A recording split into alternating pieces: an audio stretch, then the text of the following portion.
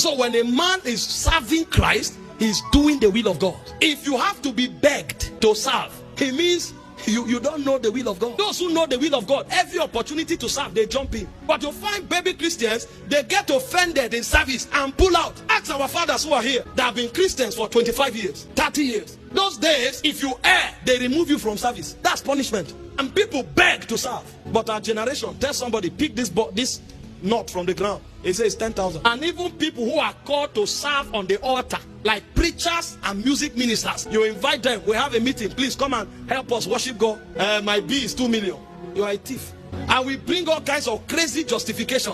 I have backup people. I pay staff. If the honor God has given to you has not blessed you enough to pay staff, leave staff. That means you don't have capacity for staff yet. When the ministry grows and is able to, from the place of dignity, cater for staff, it will show. 1 Corinthians 9:18. See the way Paul puts it. I'm talking Bible here. He said, what is my reward then? Verily, when I preach the gospel, I may make the gospel of Christ without charge, that I abuse not the power in the gospel. Every time you tie money to kingdom service, Paul said you have abused the power. No matter the flimsy excuse you give, that's not kingdom. This is what people endanger their lives for. We are asking for money to do it. In Acts of the Apostles 15, 25, 26, the Bible says Paul and Barnabas, men that hazarded their lives for the gospel. I teach the gospel, you sing the gospel. All of us are ministers of the gospel. If you go and you are honored, thank God for it. If you are not honored, wait until God increase honor on your life. I know there are wolves in sheep clothing. I've been duped many times.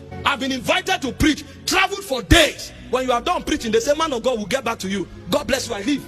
After 1 month, they are still getting back to you. Do the next business and continue. And they pay you for preaching. If they can pay you for singing, you are hireling. And when you talk, a corrupt and evil generation, people try to bring justification. Which era? Go and read about those who sang the hymns that we are singing. That's why our song can't last for 10 years. Because they are sponsored by money. The inspiration came from Mammon. Go and look. There are hymns we are singing today that were sung 50 years ago. They are still fresh. Fresh. They came from the oven of the spirit. Today it's all about money, money, money. Doing all kinds of packaging, building false momentum around ourselves so that people can give money. It's a shame. When you talk, they say you are collecting tithe and offering.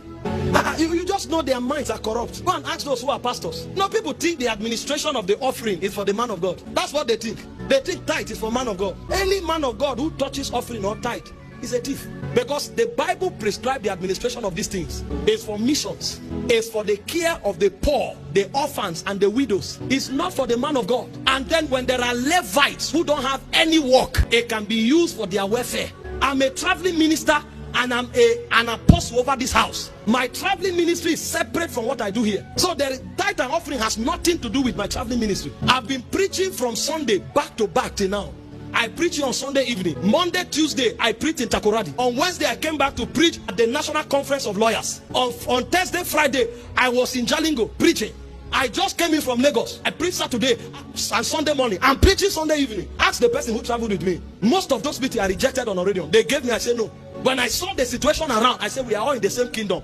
I should sow into what you are doing here. Then you find people, no, don't clap, don't clap. I'm not saying this to let you know as though I've perfected. I'm just telling you kingdom mindset. And then somebody comes and thinks, why do you think we are not powerful in our generation? Influence is lacking. Go and check the days of our fathers. A man can talk and kings can change laws. Today, whole churches gather and do vigil, nothing. Because God can entrust us with power. The fear of God is not there. We are not servants of God. We are servants of Mammon. You want to do the will of God? You must become a servant of Christ. And when you are a servant of Christ, no man can pay you. Your focus is at the end of time. You want to hear one thing. Well done, thou faithful servant. That's all you are looking for. That's your reward for serving.